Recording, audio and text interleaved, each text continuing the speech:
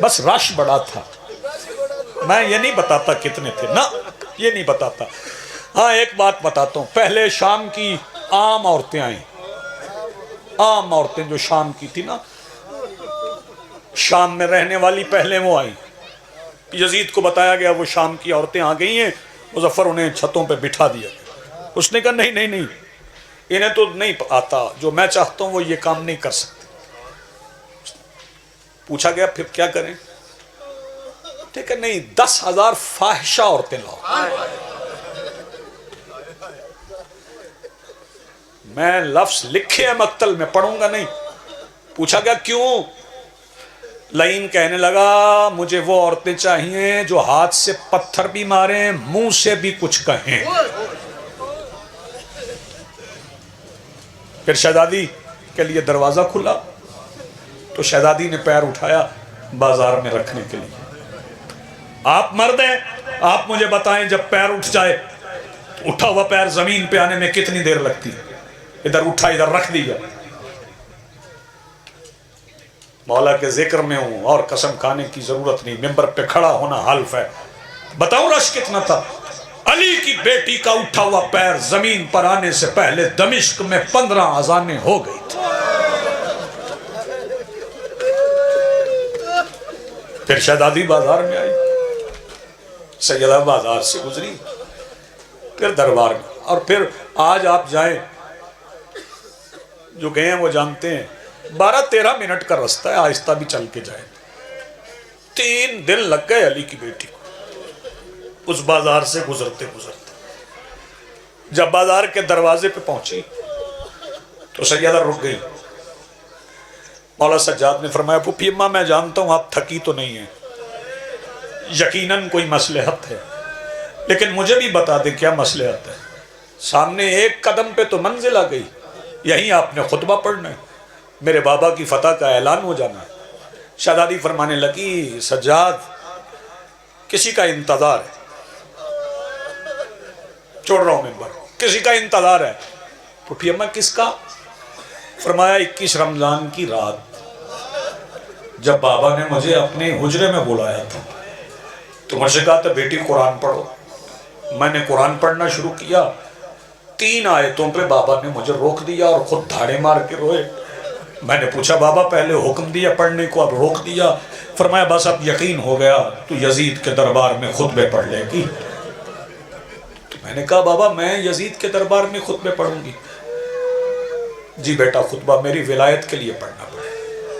بابا میرا وعدہ ہو گیا میں پڑھوں گی، مگر آپ بتائیں آپ سننے آئیں گے؟ تو بابا نے فرمایا تھا بیٹی میرا وعدہ ہو گیا میں سننے آؤں گا، بس بابا کا انتظار ہے. یہ کہنا تھا کہ قریب سے آواز آئی زینب بیٹا پیر اٹھاؤ. میں کب سے آیا کھڑا ہوں. شہزادی دربار میں داخل ہوئی ہیں، بس آخری فکر ہے یہ. میرا دل چاہ رہا ہے جو آنسو نہیں نکلے وہ بھی نکل آئیں، جو آنکھیں پرنم نہیں ہوئی وہ بھی ہو جائیں. شہزادی دربار میں داخل ہوئی ہیں، میری مخدومہ کھڑی ہیں، شہزادی دربار میں کھڑی ہیں، آگے جناب فضہ کھڑی ہے، پیچھے مخدومہ کونین کھڑی ہے. یزید کی نظر میرے مولا سجاد پہ پڑی. کہنے لگا یہ مرد کون ہے؟ انہوں نے کہا حاذا علی ابن الحسین. جب کہا نا یہ حسین کا بیٹا علی ہے. یزید کہنے لگا میں نے تمہیں نہیں کہا تھا حسین کی نسل سے کوئی مرد بچ کے نہ آئے؟ انہوں نے کہا ہم نے ہر قدم پہ ہر منزل پہ مارنے کی کوشش کی ہے، مگر اس کی بچانے والی بڑی طاقتور ہے. مجھے نہیں پتا، میں فضائل پڑھ رہا ہوں یا مسائل پڑھ رہا ہوں. یزید کہنے لگا میں دیکھتا ہوں کون بچاتا ہے. بلاؤ جلاد کو، قتل کرے سجاد کو. جب کہا نا قتل کرے سجاد کو، جلاد تلوار لے کے ابھی چلا کہ شہزادی بی بی فضہ کے پیچھے سے آواز دے کے کہتی ہے اماں اب ہٹ جاؤ، اب نانا سے کیا ہوا وعدہ نبھانے کا وقت آ گیا. جیسے ہی شہزادی ہٹی تو مخدومہ نے آواز دی کس کی جرات میری زندگی میں سجاد پہ تلوار اٹھائے؟ بتاؤں شہزادی کا حوصلہ کیا ہے؟ یزید جیسے بے غیرت کو کہنا پڑا من ہذہ المتکبرہ. یہ تکبر والی بی بی کون ہے؟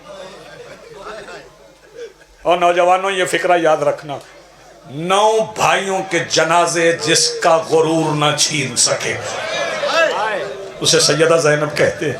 کہنے لگا من ہذہ المتکبرہ. اس نے کہا حاضی اختی الحسین، یہ حسین کی بہن ہے، آخری فکرہ کہہ رہا ہوں۔ اس نے کہا اچھا یہ حسین کی بہن ہے اور بھائی کی اولاد سے اتنا پیار؟ اس نے کہا جو ہم نے دیکھا ہے نا وہ تم نے نہیں دیکھا۔ کہنے لگا تم نے کیا دیکھا ہے؟ کہنے لگا جب یہ بھائی کے مقتل میں پہنچی نا تو اونٹ بیٹھنا چاہتا تھا، ہائے، مگر اس نے اونٹ کو بیٹھنے نہیں دیا، یہ کھڑے ہوئے اونٹ سے ان پتھروں پہ گر پڑی جن کے نیچے حسین تھا۔ پتہ نہیں اس نے کس لہجے میں پکارا کہ حسین نے پتھروں کے نیچے سے لبیک کہہ دیا۔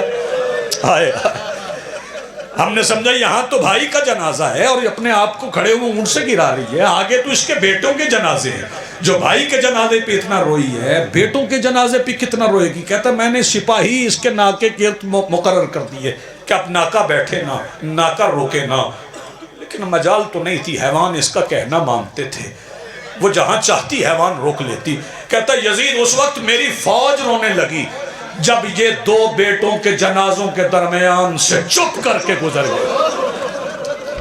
وَسَيَعْلَمُ الَّذِينَ ظَلَمُوا أَيَّ مُنْقَلِبٍ يَنْقَلِبُونَ